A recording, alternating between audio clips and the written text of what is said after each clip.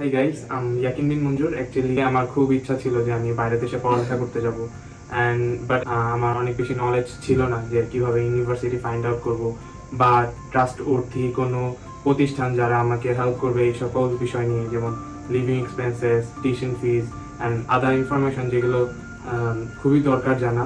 So তখন আমি অনেকগুলো কনসালটেন্সি গ্রুপের সাথে আমি কথা বলি, অ্যান্ড তাদের সবার পয়েন্ট অফ ভিউ থেকে আমি যেটা বুঝতে পারি যে এটা আমার জন্য অনেক অনেক বেশি ডিফিকাল্ট হবে বাইরে পড়তে যাওয়ার, কারণ আমার ফাইন্যান্সিয়াল কন্ডিশন।